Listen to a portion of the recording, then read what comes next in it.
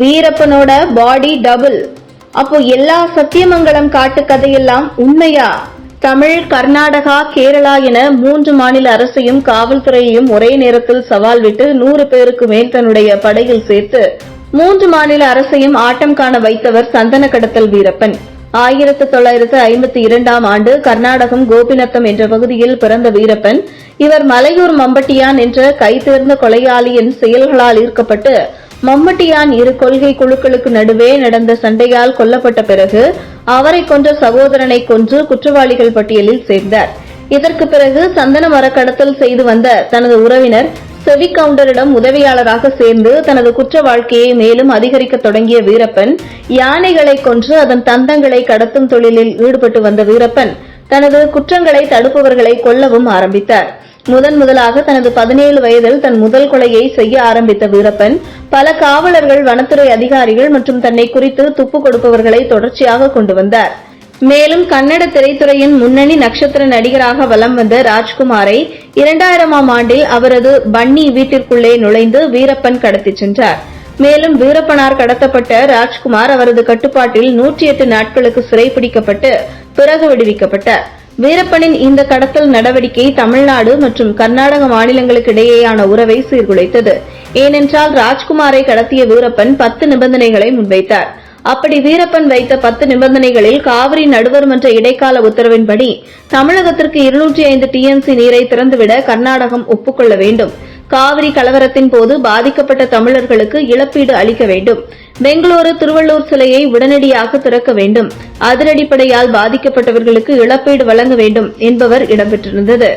ஆனால் இந்த நிபந்தனைகளுக்கு இரு அரசும் கூறிய பதில்கள் ஏற்கும்படியாக இல்லை என மேலும் 2 நிபந்தனைகளையும் முன்வைத்தார் வீரப்பன்.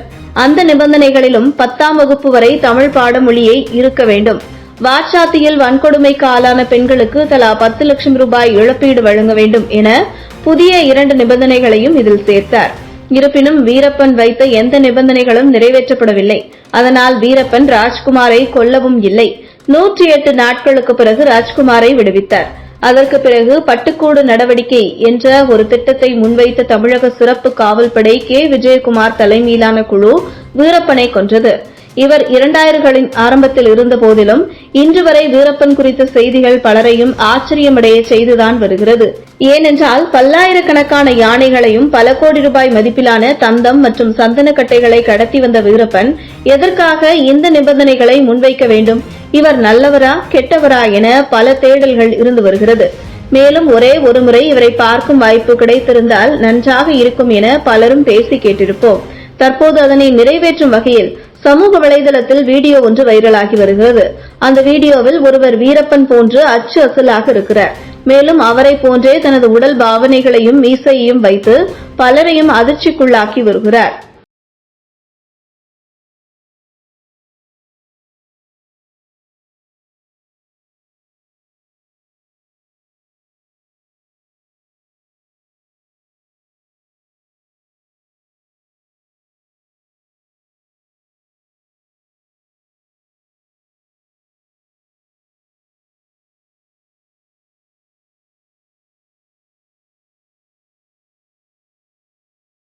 இதுபோன்ற முக்கிய நிகழ்வுகள், அரசியல் தகவல்களை ஆழமாக மாறுபட்ட கோணத்திலும் அறிந்து கொள்ள மறக்காமல் பாரத் மெயில் 24 பக்கத்தை பின்பற்றிக் கொள்ளுங்கள்.